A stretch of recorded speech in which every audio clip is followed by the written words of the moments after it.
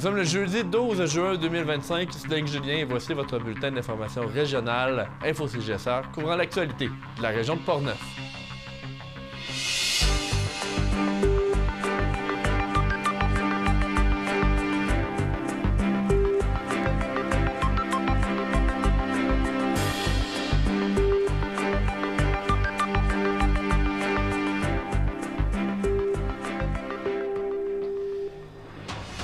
Les dirigeants de l'ancienne usine Polycor de Rivière-à-Pierre ont reçu une pénalité financière importante suite à l'arrêt de leurs activités dans la municipalité. Le CPA Kangourou a fêté ses 35 ans, fête ses 35 ans d'existence, on en parle avec Nathalie Larochelle. Le domaine Hébert s'est vu remettre la médaille d'or à la Coupe des Nations pour son produit Cœur Vaillant, on en parle avec Christian Hébert. Et finalement, via l'écho, l'entreprise Portneuf lance le restaurant L'Alvéole. Bonne émission!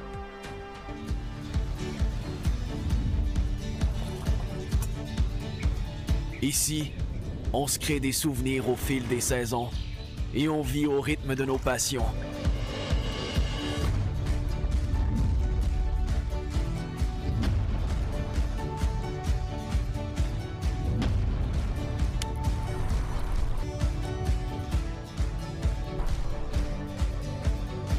Ici, quand l'aventure nous appelle, on répond.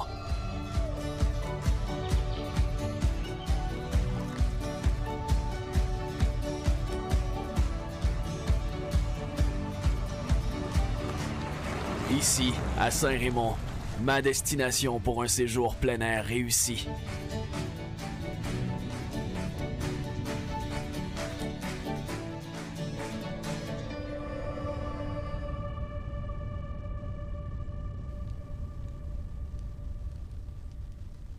Pas de communication avec Polycor, c'est ce que déplore le député de Portneuf, Vincent Caron, 6 mois après la fermeture de l'usine à Rivière-à-Pierre. Dans son départ, la compagnie laisse derrière elle une montagne de questions et de rebuts qui rappellent la transformation du granit à Rivière-à-Pierre. Dans les derniers mois, des intervenants du milieu se sont penchés sur l'avenir du site, mais avec l'absence d'un lien avec Polycor, aucun projet n'a pu être concrétisé. Vincent Caron explique la situation. Bref, on ne savait pas si l'usine allait être démantelée. Finalement, au fil des jours, au fil des semaines, Danielle m'alimentait, parce que vraiment Danielle m'appelait très souvent dans ce dossier-là. Et puis elle me disait, ils ont encore emmené tel équipement aujourd'hui.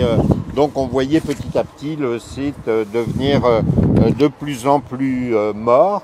Bref, toutes les questions qu'on se posait, c'était finalement des questions minimales, des questions qu'on considérait de savoir-vivre. Lorsqu'une entreprise comme celle-ci est installée dans une petite municipalité, bien c'est important de savoir s'attacher avec le milieu pour expliquer quelles sont les intentions.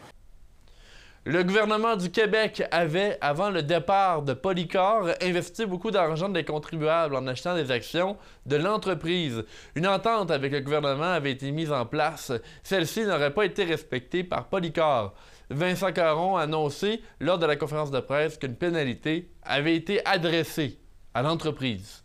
C'est vrai que le gouvernement, avec une telle implication financière dans une entreprise comme celle-ci, eh bien on ne puisse pas minimalement obtenir de réponse à nos questions. Donc là, j'ai demandé à ce qu'on fouille bien les ententes et à ce qu'on s'assure que finalement Polycor était dans son droit de pouvoir faire ce qu'il faisait ici. Et là, on s'est rendu compte que l'entente n'était pas respectée. Aujourd'hui, je ne suis pas en mesure de vous annoncer le montant exact que je connais de la pénalité qui est adressée à Polycor, mais tout ce que je peux vous dire, c'est que c'est dans les 8 chiffres. Le député lance l'hypothèse que c'est au niveau de la rétention des emplois que Polycor n'avait pas respecté l'entente gouvernementale. Je présume, là c'est mon interprétation, c'est que dans cette entente qu'on avait avec Polycor, eh bien, il devait y avoir une entente qui disait qu'il y avait des emplois qui seraient préservés ici et ils ne l'auraient pas respecté, mais ça c'est mon interprétation, je n'ai pas vu l'entente en question. Afin de mieux comprendre la situation, j'ai discuté avec Vincent Caron. Voici cette entrevue. Présentement avec Vincent Caron sur le site de l'ancienne usine Polycor. Vincent, vous avez fait une conférence de presse. On peut comprendre que vous n'êtes pas très content de comment ça s'est passé après la fermeture de Polycor. Pourquoi? Ben écoutez, moi je trouve inadmissible le comportement de Polycor. On aurait aimé tout simplement les rencontrer, pas pour renverser la décision, comme je le disais tout à l'heure, c'est une décision d'affaires, on ne sait pas par quoi elle est motivée, mais nous on aurait minimalement apprécié, plus qu'apprécié, on considère que ça aurait été la moindre des choses. La moindre des choses, c'est ça, qu'ils viennent nous rencontrer, nous expliquer comment ils entendent disposer un jour de cette montagne de rebut, qu'est-ce qu'ils vont faire avec les équipements, comment ça va se passer à l'avenir. Tout ça pour finalement mieux s'organiser ici dans le milieu, mais ils ont toujours refusé de nous rencontrer. Et j'aimerais justement qu'on parle, votre gouvernement avait une entente avec Polycor. Puis cette entente-là, on parle de près de 100 millions de dollars. Puis il y aurait eu une pénalité à cette entente-là de par le départ de Polycor de Rivière-à-Pierre. Bien, grosso modo, le gouvernement n'avait pas donné de subvention, mais avait acheté des actions chez Polycor, des actions avec droit de regard et des actions sans droit de regard. Donc on avait un lien, nous, en tant que gouvernement, avec Polycor, et moi j'étais absolument fâché et indigné de savoir que malgré ce lien qu'on avait avec Polycor, eh bien Polycor refusait de nous rencontrer. Donc moi j'ai demandé à ce qu'on s'assure que toutes les ententes qui étaient signées avec Polycor soient scrupuleusement respectées. Et là on s'est rendu compte que, eh bien, il y avait une entente qui n'était pas respectée, ce qui nous donnait un levier pour pouvoir finalement adresser une pénalité à Polycor, une pénalité qui est vraiment conséquente. Tout à l'heure, je ne peux malheureusement pas vous donner le chiffre, mais je vais laisser les gens imaginer. Il y a 8 chiffres dans cette pénalité qui a été exigée à Polycor. Et en réaction, Polycor a été fâché du fait qu'on leur exige cette pénalité. Donc Polycor a dit, si c'est comme ça, je rachète les actions du gouvernement. Donc aujourd'hui, on n'a plus ces actions, le gouvernement n'est plus détenteur d'actions de Polycor, et puis on n'a plus le lien avec eux. Alors c'est sûr que ça ne redonne pas du travail aux 51 personnes qui travaillaient ici, mais désolé, moi ça me donne un peu de baume au cœur, parce que je me dis, au moins, ça ne reste pas impuni, puis ce comportement de ne pas vouloir nous rencontrer. Nous, on veut juste avoir une petite idée de leur intention, de ce qu'ils vont faire des installations, mais non jamais, au contraire. Moi, j'ai eu à communiquer une fois avec une attachée de presse qui a eu un comportement vraiment très hautain, me disant « laisse faire, on sait gérer nos affaires ». Bien, je me rends compte que si ils traitent la population, parce que ici c'est toute la communauté qui a été finalement dérangée, et puis c'est une espèce de cicatrice qui est restée ouverte ici. Alors moi je suis bien content de ce dénouement. Encore une fois, ça ne donne pas l'emploi aux 51 travailleurs, mais au moins on sait que Polycor va devoir finalement payer cette pénalité.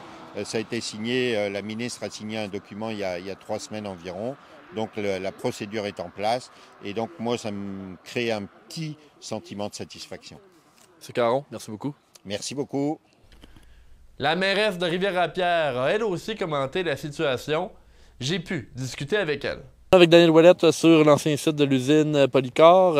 Annonce de pénalité par Vincent Caron. Quelle est votre réaction aujourd'hui, Mme Ouellette? Oui, contente parce que, écoutez, là, ça fait depuis l'annonce de leur fermeture qu'on essaye de leur parler, de discuter avec eux autres, autant les paliers de gouvernement. Et c'était une fin de non-recevoir. Donc aujourd'hui, de savoir que, ils vont avoir des pénalités, ça fait un petit velours. Ce que M. Caron a dit, c'est il était comme insulté de ça. Et ils ont racheté les actions qu'il y avait.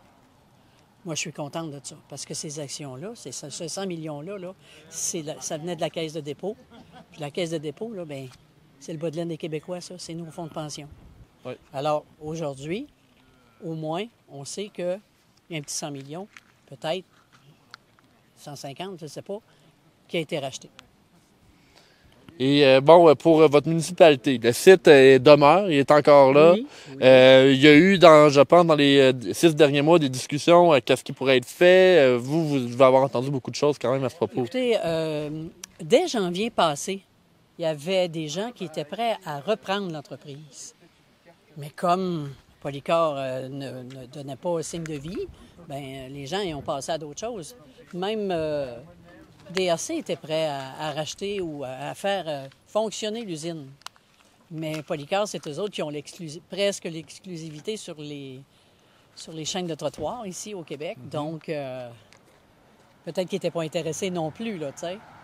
Pas intéressé à avoir un nouveau compétiteur. Avoir un nouveau compétiteur dans la chaîne de trottoir, là, tu sais. Puis, quand on voit tous les rebuts derrière, y a-t-il des choses qui est possible de faire avec ce genre de rebut-là? Nous allons voir avec le ministère de l'Environnement Oui. dans les prochains mois. On va lui laisser le temps de sécuriser le site comme il faut, parce qu'il va falloir que ce soit sécurisé, ça là. N'importe qui peut venir ici, aller chercher du granit, puis tomber à pleine face là, dans les rebuts qu'il y a là.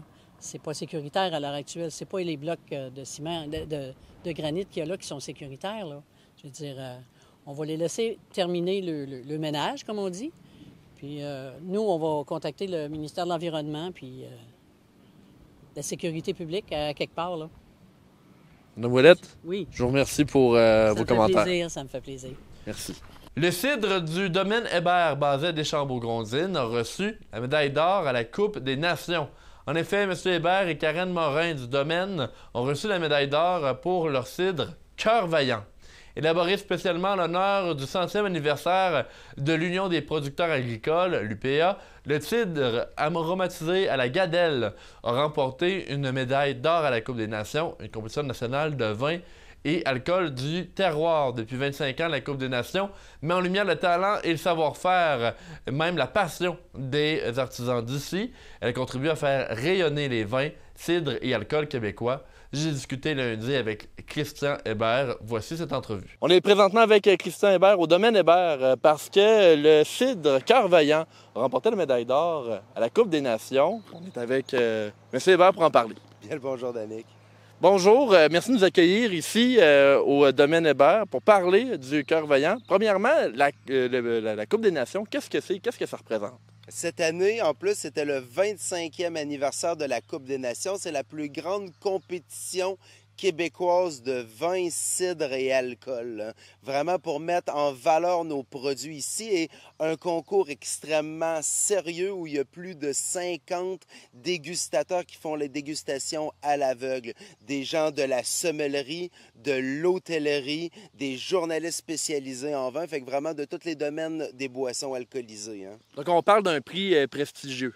Oui, et on a reçu la médaille d'or, un très haut pointage lors des dégustations. Puis c'était une grande fierté de recevoir ce prix-là des mains du ministre de l'Agriculture à l'Hôtel de Ville de Québec. Hein. Et justement, ça touche votre produit Cœur Vaillant qui a été lancé l'an passé. Pouvez-vous nous parler de ce produit-là?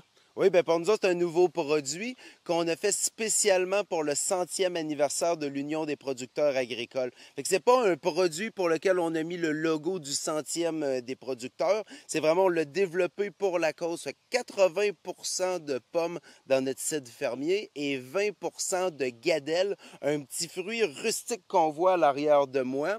Un fruit que nos grands-mères, nos arrière-grands-mères avaient toutes dans leur courve le 100 ans, qui malheureusement a presque disparu, puis moi, j'en suis un des plus grands producteurs au Québec. Hein. Et parlez-nous justement, en fait, du domaine Hébert. Quand même, beaucoup de produits. C'est une expertise pornevoise et québécoise. Et là, avoir cette reconnaissance-là, ça doit vouloir dire beaucoup pour vous? Ah, ça fait chaud au cœur, spécialement cette semaine. C'est le 15e anniversaire du domaine Hébert qui a été fondé en 2010. Je suis parti ici de rien. C'était une terre à l'abandon de la forêt que j'ai bûché, dessouché, remis en culture, fait des engrais verts, puis vraiment, tu sais, bien implanter, bien conserver les sols, travailler avec l'environnement pour faire des produits exceptionnels qui aujourd'hui sont médaillés. Hein. Christian, pour le domaine Hébert, combien d'employés vous avez à votre charge, peut-être en saison ou Combien de personnes travaillent pour vous et votre projet? Bien, c'est un secteur qui est horticole, fait que en moyenne, c'est 6 employés à l'année, mais dans les prochaines semaines, là, on va monter à plus de 40 travailleurs avec le désherbage au champ, la récolte. Fait que je pense qu'on est quand même un bon employeur dans notre région, là. Et c'est quoi les prochains projets pour le domaine Hébert pour peut-être les prochains mois, les années à venir? J'imagine qu'il y a encore d'autres développements là, à suivre. À partir du mois prochain, à partir de la mi-juillet, on rouvre pour la première fois l'autocueillette, autant dans l'Enframboise, dans la Gadelle. On est en train présentement d'automatiser et de robotiser nos opérations. Fait que d'une méthode traditionnelle, des nouveaux produits qu'on sort qui vont être disponibles à l'année, autant à notre boutique qu'en SEQ. Hein. Christian Hébert, merci beaucoup de nous avoir accueillis sur vos terres au domaine Hébert. Et puis, on aura l'occasion d'en parler. Félicitations encore pour le prix décerné au Cœur Vaillant. Merci beaucoup. Ça va être un plaisir de tous vous accueillir cet été à l'autocueillette et nous faire goûter nos produits. Hein? Merci, M. Hébert. Au revoir. Un cours d'entraînement militaire a eu lieu dans Portneuf ce mardi 10 juin, alors que des militaires provenant du 5e bataillon des services ont participé à un exercice de reconnaissance tactique dans le secteur de Saint-Raymond, Rivière-à-Pierre, également sur les ZEC Batica-Nelson et Rivière-Blanche. Environ 8 à 10 équipes de 2 à 3 militaires ont circulé à bord de véhicules légers entre 6 h et 23 h. Les militaires portaient leur habit de combat avec des chapeaux de brousse. Aucune arme ni munition n'a été utilisée lors de l'exercice. J'ai discuté avec le major Lessard. Voici ma conversation avec lui. Le 5e bataillon de service des Forces armées canadiennes est présentement en activité pour un entraînement militaire dans la région de Portneuf. On est présentement devant le barrage de l'Estacade de Saint-Raymond avec le major Guillaume Lessard. Bonjour, M. Lessard. Oui, bonjour. Merci d'être des nôtres. En quoi consiste l'activité d'aujourd'hui? Donc, le but de cet exercice-là, c'est en préparation pour un déploiement de nos troupes en Lettonie à partir de juin 2026. Donc, le but de cet exercice-là, c'est d'entraîner nos jeunes officiers, être en mesure de reconnaître des sites où il y a des opérations logistiques pour être faites, un peu comme on le ferait en Lettonie. En ce moment-là, vous avez des hommes un peu partout dans les ZEC. Où sont-ils déployés en ce moment? Donc, on a une trentaine de militaires présentement déployés dans la ZEC Batica-Nelson, dans la ZEC de la Rivière-Blanche, puis également dans le secteur de Saint-Raymond puis de Rivière-à-Pierre. Et pourquoi vous avez choisi ce secteur-là pour faire ce genre de mission-là pour lier à la Lettonie? Donc, la région de Portneuf a été choisie pour l'ampleur de ses territoires, dont les ZEC. Puis, étant un Raymondois d'origine, je sais qu'on trouve de tout ça ici. C'est pour ça qu'on a choisi le site pour s'entraîner. Et puis, vous êtes là toute la journée. Est-ce que c'est plusieurs jours ou juste une journée? C'est juste aujourd'hui. Au retour de la pause, on revient sur le festival du calcaire de Saint-Marc-des-Carrières. Ah, merci, madame. Moi, il y a des jours où je vends des arbres. Puis il y a d'autres jours où je me repose entre deux arbres. La conciliation travail-retraite, le meilleur des deux mondes. Puis achalez-moi pas. Ici Bianca Gervais et Sébastien Diaz, porte-parole de la Fête nationale 2025. La Fête nationale, c'est un moment unique pour célébrer notre culture, notre identité et surtout à être ensemble, consulter la programmation. Et joignez-vous à la fête.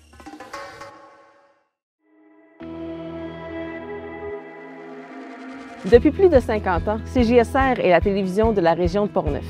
Partout sur le territoire, notre équipe est là pour informer la population. Disponible autant en ligne que sur le câble, notre programmation rejoint les jeunes et les moins jeunes.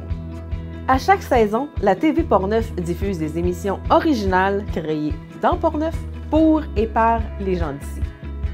CJSR est constamment à la recherche de nouvelles idées d'émissions et de nouveaux collaborateurs. Si vous désirez partager vos passions ou apprendre les rudiments de la production vidéo, notre équipe est là pour vous aider à réaliser votre projet.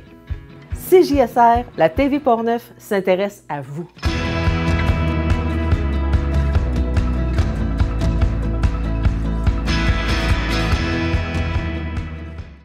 Le Festival du calcaire et le Festival de l'inclusion de Portneuf ont connu un réel succès ce week-end à Saint-Marc. L'Association des personnes handicapées de Portneuf, à l'origine du volet Festival de l'inclusion, a pu compter sur la présence de Chantal Petitclerc, sénatrice et athlète canadienne, 14 fois championne paralympique, également originaire de la municipalité. Philippe Papillon était sur place, j'ai prêté ma voix à son reportage. Ce samedi 7 juin avait lieu le Festival du calcaire qui comprenait également le Festival de l'inclusion organisé par l'Association des personnes handicapées de Portneuf, la PHP, à Saint-Marc-des-Carrières. Nous nous sommes entretenus avec Maggie Perron, directrice de la PHP, ainsi que Milan Biasotto et Chantal Petitclerc, tous deux ambassadeurs de cette journée. Pour l'occasion, Général Patente était sur place avec plusieurs jeux, un marché d'artisans était aussi présent, tout comme quelques jeux gonflables. Dans la portion Festival du calcaire, il faut noter que tous les profits amassés par le bar servi par les pompiers de Saint-Marc seront versés à des organismes de la ville.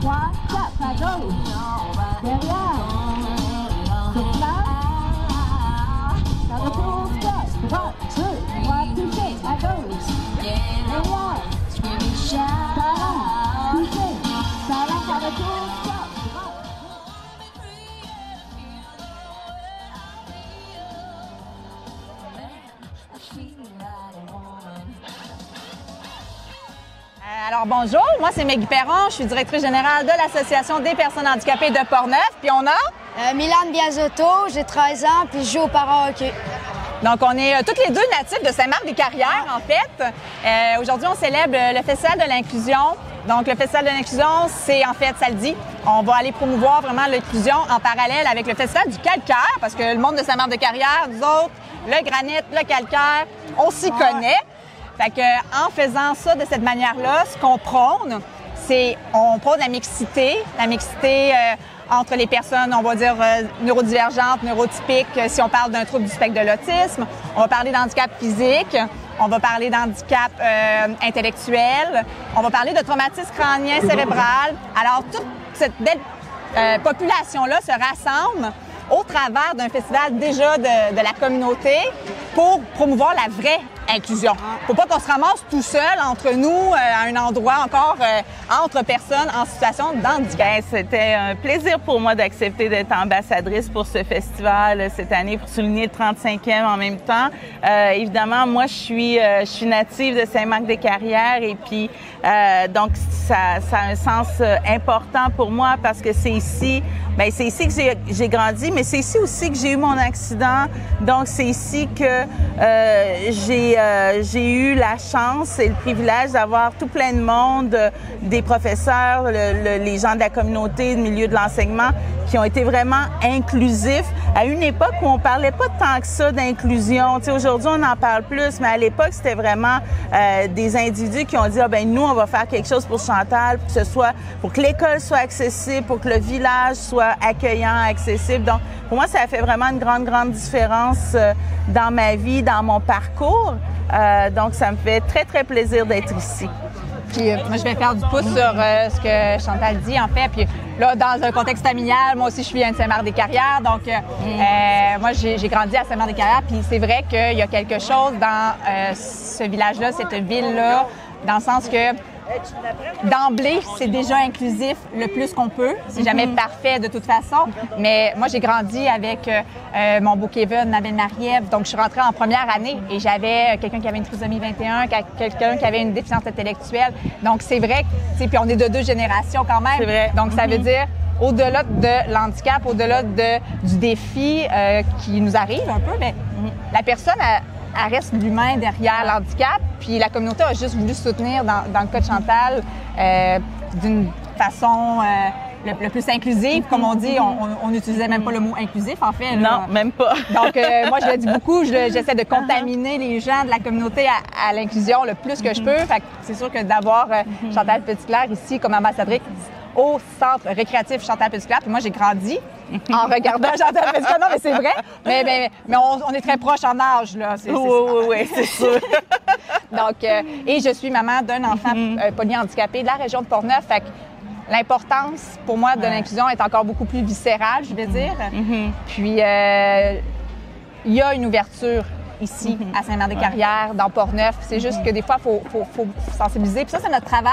Oui. Puis je trouve que c'est un festival comme celui-ci où on a Festival du calcaire, là, corrige-moi si je me trompe dans les bons mots. C'est correct. Fête de l'amitié ou fête de quartier. Fête de voisinage, inclusion. Ça, je trouve que c'est encore mieux parce que c'est pas comme si on faisait un petit truc hyper isolé sur l'inclusion, sur l'accessibilité, juste pour les personnes qui sont en situation de handicap ou qui ont des personnes en situation de handicap autour d'eux, mais de le faire comme ça de façon plus... je sais pas, tu sais, c'est intégré. Ça, je trouve que c'est fantastique parce que j'imagine qu'il y a des gens qui se diraient pas « Ah, je vais me déplacer pour aller à un festival de l'inclusion », mais une fois rendus ici, pour toutes sortes de raisons, ben ils vont quand même prendre le temps puis ils vont découvrir quelque chose. Moi, j'aime ça aussi parce que des fois, on dédramatise les personnes en situation de handicap. Ça devient comme un peu juste la normalité. Et ça, je trouve que c'est vraiment positif. Alors, bonjour. Mon nom est Jean-Luc Jolivet. Je suis agent de communication chez Servio, un organisme qui vient en aide aux personnes ayant subi un traumatisme crânien modéré ou sévère. Bonjour, je me présente, je m'appelle Naomi Lapointe. Je suis éducatrice spécialisée à Servio. Je suis aussi, dans le fond, au répit en communauté, ce qui veut dire au répit en groupe individuel, un pour un. Puis, dans le fond, on s'occupe des activités avec les proches. On s'occupe aussi d'aider, dans le fond, les personnes, les proches aidants à avoir un petit peu plus de temps pour eux. On pourrait dire ça comme ça, d'avoir un répit à eux, d'avoir un certain temps qui est alloué à toutes les semaines pour eux. Et également, ici, on est au Festival de l'inclusion au Saint-Marc-des-Carrières toute la journée. Et puis, on a une panoplie là, où vous pouvez venir voir, entre autres, on a un très beau journal qui explique les services que l'on donne, nos membres aussi qui ont participé. On a 35 ans. C'est un journal qui fête ces 35 ans-là.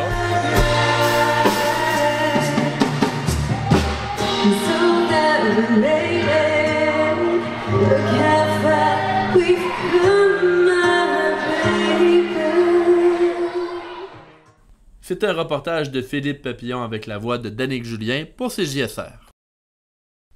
L'entreprise Gestion Dobel, qui s'occupe de construire des immeubles à logement, a présenté son projet d'immeuble sur la rue Saint-Joseph de Saint-Marc-des-Carrières, juste à côté du pavillon André Darvaux. Le projet, qui compte 2 développements de 40 logements, sera entamé prochainement avec la construction de la première partie. Donc, on parle d'un logement, d'un immeuble, juste à côté du centre d'hébergement. Ce projet rendra disponible des unités locatives de 3,5, 4,5 et 5,5.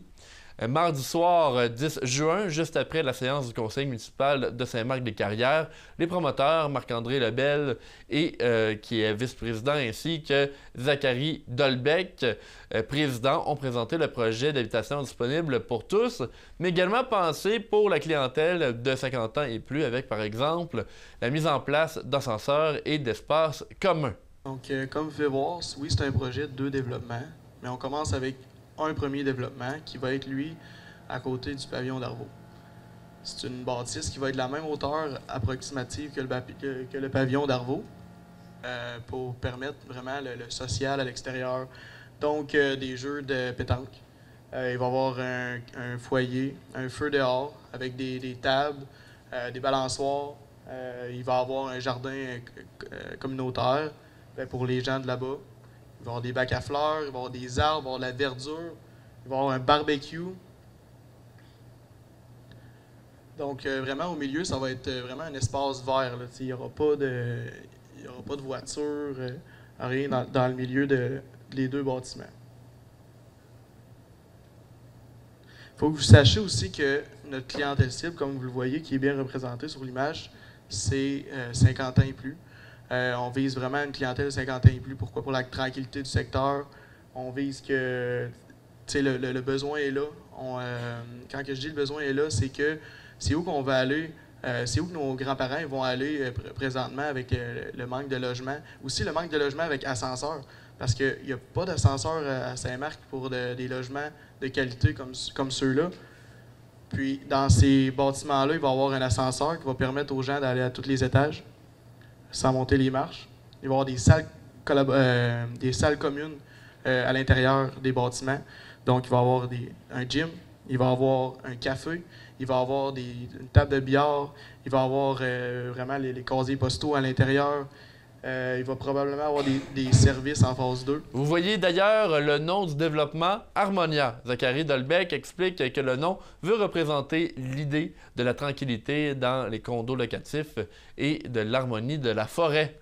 Avec son projet Gestion d'Aubel, espère apporter des solutions aux problèmes de manque de logement de qualité à Saint-Marc-des-Carrières, en plus d'apporter des solutions à l'exode des aînés qui souvent doivent quitter la région pour trouver des logements plus adaptés à leurs besoins. À la fin de la présentation, beaucoup de citoyens étaient sceptiques quant à l'emplacement du projet immobilier. Plusieurs se questionnaient, notamment sur l'aspect logement abordable, aussi sur l'aspect sécurité aux abords des bâtiments potentiels. Les promoteurs ont répondu aux questions et ont signalé vouloir prendre les idées des citoyens afin d'améliorer le projet. Beaucoup d'enfants de Portneuf interagissent sans le savoir avec les ressources du CPE Kangourou et évidemment bureau coordonnateur. En effet, 856 enfants ont accès à des milieux de garde régis par le Kangourou, que ce soit par les employés du Kangourou ou encore les responsables d'un service de garde en milieu familial, les RSGE. L'organisme célèbre 35 ans d'existence cette année. Pour en parler, j'avais avec moi la directrice générale, Mme Nathalie Larochelle. Nous sommes présentement avec Mme Nathalie Larochelle, directrice générale du CPE Le Kangourou, bureau coordonnateur. Bonjour Nathalie. Bonjour, ça me fait plaisir. Vous allez bien? Oui, merci. Merci d'être des nôtres. On vous a invité à CJSR pour parler, oui, du CPE Le Kangourou, mais évidemment du 35e anniversaire du bureau coordonnateur. Ça fait donc 35 ans là, que le Kangourou est en activité. Eh oui, en fait, on a débuté par de la garde en milieu familial. Donc, à l'époque, on avait 50 places en milieu familial. On s'appelait à l'époque Agence de garde Le Kangourou. C'est sûr qu'au fil du temps, ça a évolué. Mais cette année, c'est le 35e de fondation de l'organisation de la corporation CPE Le Kangourou. Fait que maintenant, on est rendu avec 643 places en milieu familial pour couvrir le comté de Portneuf au complet. Et Kangourou, on a maintenant aussi 5 installations, 2 à Pont-Rouge, 2 à Neuville et la petite dernière à Saint-Basile. Oui, qui a été ouverte d'ailleurs en 2024, je crois. En octobre, octobre dernier. Là, on n'a pas encore un an. C'est notre petit bébé, notre petit dernier service de garde offert à la population de Portneuf. Nathalie, un bureau coordonnateur, en fait, c'est quoi? Qu'est-ce que ça fait pour les places? Ah, c'est compliqué. En fait, le mandat du bureau coordonnateur, c'est vraiment de recruter des responsables de services de garde qui sont prêts à offrir un service de garde à domicile. Donc, présentement, dans le comté de Portneuf, on a une centaine de responsables qui opèrent des services de garde en milieu familial chez elles. Et la nouveauté, c'est que depuis 2 ans, le ministère a ouvert un projet pilote qui nous permet d'offrir des services de garde en communauté. Ça répond à un besoin dans le sens que moi, je pourrais vouloir ouvrir un service de garde chez moi, mais si je ne suis pas propriétaire de ma maison, que je suis locataire puis que le propriétaire n'accepte pas, je ne peux pas le faire. Si j'ai un conjoint qui travaille de nuit puis qui ne veut pas avoir des petits pieds qui piétinent pendant qu'il dort, je ne peux pas le faire. Le service en communauté permet de régler ce problème-là, de permettre à quelqu'un de pouvoir opérer un service ailleurs qu'à domicile.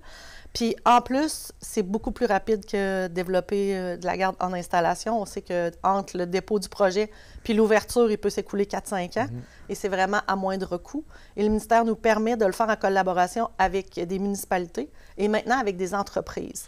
OK. Bien, j'aimerais qu'on parle peut-être du volet municipalité parce que hier, j'étais justement du côté de Rivière-à-Pierre, j'ai parlé avec la mairesse Danielle Ouellette. Depuis avril, il y a maintenant là, des places en garderie parce qu'il n'y en avait pas auparavant, là, depuis quelques années à Rivière-à-Pierre. Donc, vous avez justement là, aidé à partir ce service de garde en communauté. En fait, à Rivière-à-Pierre, pendant plusieurs années, on réussissait à trouver une responsable de service de garde qui opérait de chez elle. Et là, depuis quelques années, on n'avait plus de service, on n'arrivait pas à recruter quelqu'un. Puis, avec l'ouverture des services de garde en communauté, la municipalité a pris contact avec nous en disant « Nous, on serait intéressés à acquérir des locaux dans lesquels pourrait s'opérer un service de garde. » Fait qu'ils ont acheté un bâtiment, ils ont fait des travaux. Puis après ça, quand ça a été prêt, en collaboration avec la directrice adjointe du bureau coordonnateur, Geneviève Leclerc, pour savoir c'était quoi les normes, tout ça. Puis après ça, on a trouvé quelqu'un qui était prêt à aller opérer sur place. Puis à l'ouverture du service de garde en communauté, c'était déjà complet. Là, on comprend que c'est un service de garde de 6 places. Ce n'est pas des gros, c'est pas des quantités de beaucoup d'enfants. Mais on peut aussi avoir 2 responsables de service de garde dans un même bâtiment quand les locaux le permettent.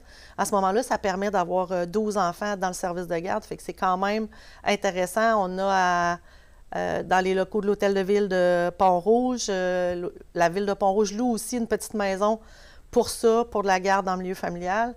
On a aussi à Saint-Raymond, dans le centre multifonctionnel. On a dans la sacristie à Saint-Léonard, qui est un projet absolument magnifique. Ça l'a redonné vie à l'église. Je pense qu'il n'y a jamais eu autant de monde dans le stationnement d'église depuis ce temps-là. Fait que ça nous permet vraiment d'avoir des projets en collaboration avec des organismes ou avec des municipalités. Je vous dirais que les 2 premières années de ce projet pilote-là, c'était que des municipalités qui entraient en contact avec nous. Là, on a fait un peu de promotion au dernier salon Contact Emploi. Là, on a des entreprises. Une entreprise pourrait, admettons, vous ici, vous voulez avoir des services de garde pour vos employés pour que ça vous aide à recruter. Vous nous dites quelle partie des locaux vous seriez prêt à nous consacrer. On regarde ensemble les dimensions que ça prend. Bien sûr, ça prend un accès limité. Il n'y a pas d'autres mondes qui peuvent aller là. Mais on le fait aussi avec le CLSC pour des employés du CLSC. Fait que ça permet vraiment, à moindre coût, de façon plus rapide, d'offrir des services de garde à 6 ou 12 enfants dans des pièces conformes, qui sont quand même beaucoup moins compliquées à construire que de la garde en installation. Et bon, donc vous avez parlé justement de ces services de garde en communauté. J'aimerais qu'on revienne sur votre 35e parce que vous avez fait une soirée de reconnaissance pour vos employés qui ont été là pour un grand nombre d'années. Pouvez-vous m'en parler? Oui, en fait, depuis quelques années, vous comprenez que le but de faire parler de notre 35 ans, c'est pas de recruter des enfants. Des enfants, on en a plus, c'est listes d'attente qu'on pourrait en servir pendant plusieurs années. Ce qui est important pour nous, c'est la qualité des services. Puis la qualité des services, ça passe par les employés. Donc, depuis quelques années, à chaque année, à la fin mai ou au début juin, on fait un 5 à 7 pour souligner la reconnaissance des années d'ancienneté de nos employés. Donc, on souligne à partir de 5 ans. Donc, cette année, on avait des 5, 10, 15, 20, 25, 30 et même 2, 35 ans. On a des personnes qui sont là depuis le début. Oui, des employés qui sont avec nous depuis la fondation de l'organisation. Puis ça nous permet de faire une activité chaque année. Ça rassemble un peu les équipes. Puis en même temps, ça nous permet là, de souligner vraiment. On avait 18 employés cette année qui fêtaient au moins 5 ans d'ancienneté à notre emploi. Donc vous, ça fait partie un peu là, de vos enjeux de la rétention du personnel. Oui. Là, c'est sûr qu'on n'est pas les mêmes enjeux qu'il y a quelques années. Avant, on cherchait des enfants. Maintenant, on cherche des employés. Puis celles qu'on a, on veut les garder. On veut avoir du personnel formé. On veut avoir du personnel de qualité parce que pour nous, la qualité des services, ça passe par ça. Donc, une fois qu'on les a, nos employés, on veut les garder. C'est pas des conditions de travail extraordinaires dans les services de garde. Là, je sais qu'il y a des négos que ça vient juste de signer, fait qu'on espère que ça va améliorer le sort de nos employés. La seule chose sur laquelle on peut travailler, c'est le climat, le contexte de travail. Fait que c'est sur ça qu'on essaie de travailler avec nos employés qu'on veut garder encore longtemps. Donc, tout à l'heure, vous m'avez parlé de la 5e installation, la forêt des curieux de Saint-Basile. Pardon, également, 30e anniversaire de votre première installation de Pont-Rouge. Donc, ça fait déjà 30 ans là, que vous avez vraiment une installation là, complète. Oui, c'est ça. En fait, un jour, un des gouvernements a dit qu'on ne pouvait plus qu'offrir de la garde en milieu familial, qu'il fallait se diversifier et offrir aux parents 2 modes de garde. Donc, en août 2025, ça va faire 30 ans qu'on a ouvert la première installation, le Kangourou, qui est sur la rue Plot à Pont-Rouge. Quand on a ouvert, c'est une 49 places. Maintenant, c'est une 62 places. Par la suite, on a ouvert les 4 autres installations, mais on a fait le choix d'offrir des installations de plus petite taille. Présentement, le maximum du ministère était de 80 places par installation. Ils l'ont monté à 100 pour essayer de faire du développement un peu plus rapidement. Nous, on a fait le choix d'ouvrir des petites installations. Donc, on a 3 installations de 39 places, une toute petite de 31 places à Neuville et le Kangourou qui fête ses 30 ans en août prochain. Nathalie Larochelle, directrice générale, merci d'avoir été des nôtres. Je suis en train de perdre la voix dans cette entrevue.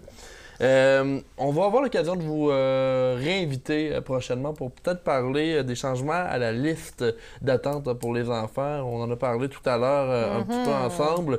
Je crois que ça mérite une entrevue complète juste sur ce sujet, mais je vous remercie de venir nous parler de votre 35e anniversaire. Ça me fait plaisir. Merci. Bienvenue. Au retour de la pause, on parle de Miel Éco, une entreprise de la ville de Portneuf qui lance son bistrot, l'Alvéole. Joue-tu encore avec? Ouf, jette-moi ça. Tout ce qu'on jette continue d'exister.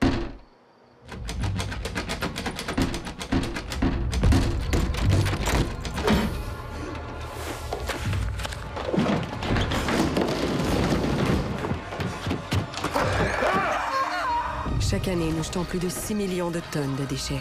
Pensons à réduire, à réutiliser, pensons à mieux consommer. L'Alvéole, le bistrot champêtre, prend son envol dans Portneuf. Voici le reportage que j'ai réalisé. L'entreprise basée à Portneuf, Miel Éco, lancée officiellement ce mercredi 11 juin, l'Alvéole, un nouveau bistrot champêtre situé directement sur le site de l'entreprise au 457 rang du Coteau des Roches, Portneuf. Lors du lancement, les propriétaires David Lee Desrochers et Christina Fortin-Ménard en ont profité pour présenter les façons de faire de l'entreprise qui a débuté au départ dans un seul bâtiment. Fait qu'en fait, ici, dans le fond, c'est le premier bâtiment qu'il y avait sur la Terre quand j'ai acheté en 2019. Donc, justement, ici, c'était la production de rosiers sauvages, il y avait de la clématite. En fait, c'est de la racine nue là, qui était fait pour les pépinières. Donc, le terrain avait été à vendre là, comme 10-12 ans. C'était très, très long. Les pancartes, ils ont séché. Pancartes à vendre. En tout cas, c'était vraiment le bordel, tellement ça faisait longtemps. Mais pour moi, en fait, au niveau apicole, ce que j'avais besoin à ce moment-là, tout s'y trouvait. On avait, j'avais un bâtiment, on pouvait serrer tout le matériel. J'avais déjà une partie, il y avait une chambre froide là, déjà à la base, au fond. Donc, des compresseurs, la climatisation pour rentrer les ruches, pour se servir de caveau l'hiver, pour l'hivernement des colonies. Pour le bon fonctionnement de l'entreprise, David Lee travaille avec 5 autres apiculteurs pour maximiser la production de miel. Pour le récolter, ils doivent utiliser ce qu'on appelle des hausses. C'est rapidement ce qu'on voit ici en arrière, donc c'est nos hausses qu'on appelle, donc c'est là-dedans qu'on va produire notre miel. Le développement des colonies aussi se fait à l'intérieur des différentes boîtes là, dans les cadres là, comme ça ici. Donc c'est là-dedans en fait qu'il va être emmagasiné tout le miel, le pollen, donc toutes les ressources de l'abeille. Et donc ici on voit la cire naturelle qui a été tirée par l'abeille. Puis ici on a la fondation, donc on la met, c'est juste en fait pour avoir, comme je dirais ça, un pattern plus égal, là, si on veut qu'il n'y ait pas que les cadres soient un peu tout croche si on veut, parce qu'il faut être capable de les manipuler. L'extraction du miel à partir de ces hausses ne se fait pas par Miel Éco, mais bien par une autre entreprise. Une fois celle-ci accomplie, Miel Éco procède à la transformation. Au moment de notre visite, l'entreprise faisait justement la production de son miel piquant. En ce moment, Manu est en train de faire du miel piquant. Allô, Manu! Fait que dans toutes les cuves, c'est nos différentes variétés de miel. Par exemple, on a le miel d'été, le miel de sarrasin, d'automne, tout ça. Là, aujourd'hui, c'est le miel piquant. Donc, c'est un miel auquel on a ajouté du piment pour vraiment que ça fasse plus épicé. Donc, Manu, il a fait ses recettes dans la cuve ici. Puis là, aujourd'hui, il utilise vraiment la pompe plus manuelle, puisque c'est des petites bouteilles. Sinon, on a juste en arrière une table tournante.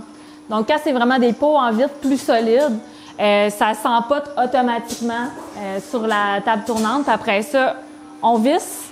Ça s'en va dans l'étiquetteuse, comme vous voyez. Puis ensuite, ça va être mis dans les caisses. La majorité des produits de Miel Éco est fabriquée sur place, à l'exception des limonades qui demandent un trop gros volume de production.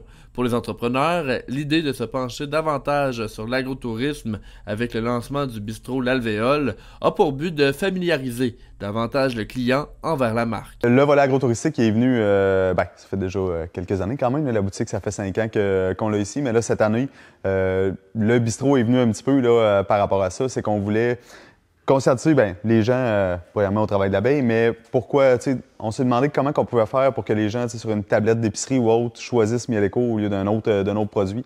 Donc, on s'est dit, je pense qu'une des meilleures façons, c'est de faire venir ici à la ferme. Première des choses pour qu'ils vivent l'expérience, voir où est-ce qu'on est, qu'est-ce qu'on fait, dans quel environnement on vit, si on veut. Mais aussi, on s'est dit, il faudrait que ça aille un petit peu plus loin. Puis de là qu'est venue l'idée du restaurant. Fait que, parce qu'en fait, l'été, on a beaucoup de touristes qui passent, qui partent de Montréal puis qui vont beaucoup dans Charlevoix. Puis Portneuf, on a comme place d'arrêt, en fait. Il n'y a pas de... pas de truck stop, mais de halte routière sur la 40. Sur la 20, il y en a partout, mais sur la 40, il n'y en a pas. Il y a des villages, il y a bien des choses, sauf que là, on a remarqué, les gens nous demandaient où est-ce qu'on peut aller manger. Qu'est-ce qu'il y a à faire? C'est tout le temps les mêmes questions qu'on a l'été. Fait qu'on s'est dit, je pense qu'avec la partie de l'offre plus gourmande, on va répondre à un besoin qu'il n'y a juste pas dans la région, en fait, le côté cuisine végétarienne puis poisson. Et aussi, répondre à un besoin pour les touristes là, qui cherchent justement quelque chose à faire. Et puis aussi, des référés dans d'autres entreprises. C'est le temps qu'ils sont ici, qu'ils prennent le temps de se déposer. Mais là, à ce moment-là, on est capable de plus leur parler, de leur expliquer qu'est-ce qu'il y a à faire dans la région. Certains plats retrouvés dans les assiettes de l'alvéole contiennent des aliments issus du travail de pollinisation des abeilles de Miel-Éco. Ici, là, on a 90 sites de production différents. Fait que c'est des agriculteurs qui nous accueillent. Puis nos abeilles pollinisent leur culture. Puis il y en a beaucoup, c'est des maraîchers. Puis ensuite, les résultats de la pollinisation de nos abeilles, là, par exemple, on achète les tomates de la baigneuse. Fait que ça revient dans l'assiette, dans ce qu'on vous sert au restaurant. Fait que c'est vraiment la façon de faire constater aux gens l'impact de la pollinisation puis sur la nature et la biodiversité. À la fin de la présentation, CJSR s'est entretenu avec les propriétaires pour connaître davantage l'initiative. On est présentement à l'entreprise Miel-Éco de Portneuf avec David Lee Desrochers. Bonjour. Bonjour. Également Christina Fortin-Ménard qui est avec nous. Bonjour. Aujourd'hui, c'est l'inauguration officielle de votre offre alimentaire, le bistrot L'Alvéole. Parlez-nous, d'où vient l'idée de lancer une offre alimentaire directement sur le terrain de Miel-Éco? Oui, en fait, là, Miel-Éco, ça fait 5 ans qu'on accueille les gens déjà à notre boutique. Puis les gens, les touristes, ils aimaient ça arrêter. Puis on sentait vraiment qu'ils voulaient prolonger l'expérience. Les gens, ils se sentaient bien. Puis de là est venue l'idée de prolonger l'expérience, offrir de la nourriture. Puis aussi au bistrot, de montrer aux gens tout ce qui est issu de la pollinisation. Donc, au restaurant, les gens vont pouvoir goûter les fruits, les légumes qui ont été pollinisés par nos abeilles. Donc, c'est vraiment une immersion là, dans notre monde agricole et apicole.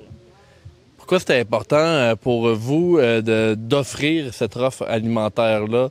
Et quels sont, en fait, là, les enjeux auxquels vous voulez répondre en ouvrant l'offre alimentaire de l'alvéole? Oui, il y a une partie de conscientisation parce qu'en fait, le tiers de notre assiette dépend de la pollinisation. Puis depuis les débuts de Miel-Éco, on met beaucoup d'efforts à éduquer les gens que ce qu'on mange, ça dépend vraiment des abeilles et des insectes pollinisateurs. Donc, c'est une des raisons principales pourquoi on a voulu démarrer l'alvéole bistrot champêtre, que les gens puissent vraiment goûter les résultats de la pollinisation. Et puis, vous avez choisi Patrick Roy pour votre chef cuisinier, celui qui est à la charge de votre menu. Pourquoi vous avez fait ce choix-là?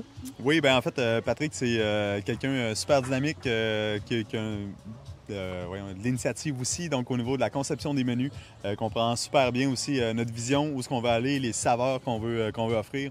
En plus que Patrick est potier, donc on a la chance de pouvoir manger en fait dans son travail, donc ses assiettes, on va avoir les bols. Donc vraiment pour nous autres, c'était super clair, c'était un beau travail, une belle synergie en fait qu'on avait déjà avec lui. Fait qu'au niveau des plats préparés, au niveau de l'incorporation de nos produits à l'intérieur, c'était un match parfait. Là. Cet hiver, vous avez fait une campagne La Ruche pour justement lancer votre l'alvéole. Oui. Parlez-moi, est-ce que ça a été un succès, cette campagne-là? Oui, vraiment. Au départ, on s'était fixé un objectif de ramasser 20 000 en 30 jours. Finalement, on a atteint cet objectif-là en 11 jours. Donc, on a été très, très agréablement surpris. La réponse de la population, de la communauté était au-delà de nos attentes. Donc, on a finalement réussi à ramasser un 28 000 total. 28 000. Donc, on est vraiment super contents. Puis, évidemment, ça nous a donné l'énergie puis les ressources nécessaires pour démarrer ce projet-là. Pour faire justement de l'offre alimentaire, ça prend juste des personnes qui viennent vous visiter. Comment vous faites là, pour aller chercher le plus de personnes possible, justement pour promouvoir un peu là, ce que vous faites ici? Oui, bien on a la chance, en fait, dans les dernières années, on a travaillé fort pour bâtir notre communauté, vraiment pour Miel-Éco. Donc ça nous a déjà aidé à promouvoir le projet. Puis on met beaucoup d'énergie justement sur les réseaux sociaux. On a démarré la page Facebook, Instagram de l'Alvéole Bistrot Champêtre. Donc on a vraiment Puis dans les prochaines semaines, en fait, on a tourné des capsules vraiment pour que les gens puissent voir notre univers puis faire la promotion. Donc, c'est un peu ça notre stratégie. Il y a maintenant 4 semaines, en fait, on est dans la 4e semaine d'activité de l'Alvéole. Comment ça s'est passé jusqu'à présent là, au niveau de l'achalandage? Oui, en fait, on a été super surpris parce que dès l'ouverture, vraiment, les clients étaient déjà au rendez-vous.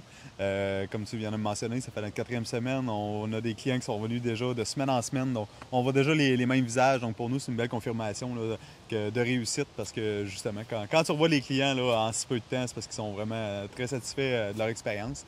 Donc, c'est ça. En fait, là, on est sur toute la ligne, là, c'est gagnant. Sinon, David, Lee, merci beaucoup. Merci. Merci. C'était Danick Julien pour CJSR avec les images de Philippe Papillon. Des travaux touchent présentement le chemin menant au Canqueno dans le secteur de Saint-Alban. Le chemin Saint-Joseph-Pertuis, accessible au nord de Saint-Léonard, un peu donc au sud de Rivière-à-Pierre, sera revu afin de garantir la sécurité des automobilistes souhaitant se rendre sur le site du camp. Ce jeudi matin, Philippe Papillon s'est rendu sur place pour une conférence de presse annonçant le projet d'envergure. Voici d'ailleurs la captation de Martin Dumas, directeur général. On est dans des travaux importants de réfection du chemin, Joseph-Pertuis. Et ce projet-là vise à atteindre la sécurité et l'accessibilité pour l'ensemble des résidents ou des villégiatures autour qui sont quand même au nombre d'environ 155. Ça répond aussi à un projet d'envergure touristique, car ici, au Canqueno, il y a quand même 15 000 nuitées qui sont à chaque été et à chaque automne offertes à ce moment-là. Et on a aussi les érablières dans le secteur et évidemment différents gens qui viennent profiter du lac ou des lacs aux alentours avec les embarcations. Mettre en valeur le site du Canqueno, c'est la principale raison pour laquelle l'administration a démarré le projet. Une phase 1, en fait, de travaux sur le chemin. Ces travaux-là, ce projet-là, en fait, il s'inscrit vraiment dans une série de projets depuis quelques années qui visent la valorisation, la mise en valeur du site ici. Il y a quelques années, on a rénové les sentiers de randonnée, le parcours d'hébertisme. On a fait un projet en 2023 de réduction de la consommation d'eau potable. En 2024, il y a vraiment eu un projet majeur d'installation d'un nouveau système d'assainissement des eaux usées. Donc, vraiment, depuis quelques années, il y a eu des investissements d'au-delà de près d'1,5 million de dollars dans ces phases-là. Et tout ça, ça vise en fait à préparer une prochaine phase dans les prochaines années d'investissement dans les bâtiments. Le camp ici, il y a 60 ans l'an prochain, en fait. C'est un jeune homme encore, mais bon. C'est une exploitation qui est saisonnière principalement, donc du printemps jusqu'à l'automne, jusqu'en octobre. Et donc, il y a des bâtiments et il y a des installations qui vont devoir être rénovées, remplacées dans certains cas pour assurer la pérennité de la mission au fil des 60 prochaines années. Le Canqueno souhaite, avec ses travaux, concrétiser sa place dans la région de Portneuf. Voici à nouveau M. Régent Roy. Donc, ces efforts-là, à venir, ils visent vraiment 2 objectifs principaux. Assurer la pérennité de la mission éducative de Kéno pour le bénéfice des milliers de jeunes, comme Martin l'a dit, qui viennent ici à chaque année. Puis, faire de Kéno un acteur encore plus pertinent avec ses partenaires du milieu de tous les horizons, c'est-à-dire un acteur touristique, régional, local, plus pertinent encore, puis offrir des choses en partenariat avec le milieu. Et finalement, ce sont 200 000 $ qui ont été alloués par le gouvernement du Québec afin que le camp puisse réaliser ses travaux. Voici les propos du député de Portneuf, Vincent Caron. Pour pouvoir venir au camp, il y a ce chemin dont on entend parler aussi souvent. Monsieur le maire, vous devez en entendre parler. La mairesse de Rivière-à-Pierre en entend parler également. Il y a des résidents qui accèdent ici et puis qui aimeraient que ce chemin soit moins occupé par les nids de poules ou l'effet de la nature chaque printemps. Donc, eh bien, il faut y mettre de l'amour. C'est ce que vous faites. On le voit en arrivant ici. c'est déjà un beau travail qui a été réalisé avec le creusage des fossés, etc. On sait que pour qu'un chemin soit le plus viable possible, eh bien, il faut d'abord s'assurer que l'eau n'y stagne pas. Donc j'ai vu que déjà les travaux sont bien avancés, mais Martin me disait que tout ça c'est en processus de conclusion, mais que pour des règles environnementales, eh bien, il y a des étapes à franchir, des étapes auxquelles vous conformez bien évidemment, mais déjà on est en mesure de voir à quel point les travaux avancent bien. Donc je suis fier aujourd'hui d'annoncer au nom du gouvernement une aide de 200 000 $ dans le cadre de la réalisation de ces travaux sur le chemin Joseph-Pertuis. C'est du soleil qui nous attend ce week-end.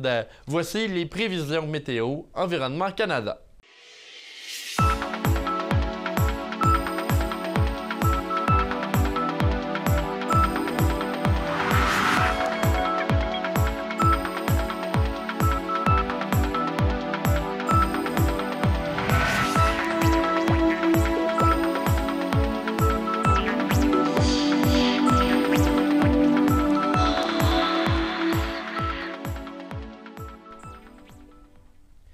Le ministère des Transports entreprend des travaux de forage sur le boulevard du Centenaire à Saint-Basile. Les employés du NTQ vont travailler précisément sur le secteur entre l'avenue Racine et l'avenue d'Auteuil.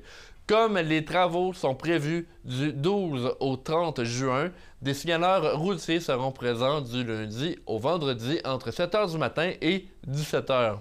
Le ministère des Transports indique que des ralentissements sont possibles. Le ministère recommande donc aux usagers de la route qui devront circuler dans le secteur de prévoir plus de temps pour se rendre à leur destination. Ces travaux pourraient être reportés, prolongés ou annulés en raison de contraintes opérationnelles ou encore de conditions météorologiques défavorables. Les policiers de la MRC de Portneuf ont procédé à 6 arrestations pour conduite avec les capacités affaiblies par l'alcool du 6 au 8 juin dernier. 4 hommes et 2 femmes âgés entre 29 et 53 ans ont été arrêtés dans les municipalités de Neuville, Saint-Marc-des-Carrières, Saint-Léonard de Portneuf, Saint-Raymond et Donnacona. Il y en a 2 pour Donnacona. Notons qu'un des prévenus a échoué l'éthylomètre avec un taux d'alcool dans le sang plus de 2 fois supérieur à la limite permise par la loi, tandis que 2 autres présentaient des taux plus de 3 fois supérieurs à la limite permise. Le 7 juin dernier, les policiers de la MRC de Portneuf ont également capté un conducteur âgé de 57 ans à Saint-Casimir. Celui-ci circulait à 125 km/h à l'intersection du boulevard Beauna-Dussault et la rue du Collège à Saint-Marc-des-Carrières. La limite maximale permise dans le secteur, on le rappelle, est de 50 km/h. Son grand excès de vitesse, lui, aura valu une peine de 1 536 $ et 14 points d'inaptitude. Culture et patrimoine Deschambault-Grondines, CPDG, a le plaisir d'annoncer une journée de célébration entourant les 350 ans du moulin à vent de Grondines, un monument historique érigé en 1675 qui a marqué la vie régionale depuis sa construction. Nous, en fait, la CPDG invite toute la population de Portneuf ainsi que les passionnés d'histoire à se joindre aux festivités le 31 août prochain au village de Grondines pour une journée remplie d'événements. Le moulin à vent qui a servi tour à tour de moulin à farine pour la seigneurie, également de station de signaux maritimes et de témoins de l'histoire collective des Portneuvois, représente un patrimoine vivant pour la communauté. Pour souligner cet anniversaire, la CPDG, avec le soutien financier du gouvernement du Québec et plusieurs partenaires, ont concocté une programmation festive où chacun va pouvoir trouver son bonheur. D'ailleurs, la journée va commencer par la traditionnelle course du Vieux Moulin, suivie d'une multitude d'activités en après-midi et en soirée célébrant les 350 ans du moulin à vent. Parmi les moments forts, nous aurons donc la chance d'apercevoir 2 activités inédites inspirées des fouilles archéologiques menées dans les années 70 par des jeunes de la communauté. Une conférence intitulée « L'archéologie à Grondines » qui retrace l'histoire du premier noyau villageois à travers les artefacts découverts, ainsi qu'un court-métrage sur l'histoire du moulin.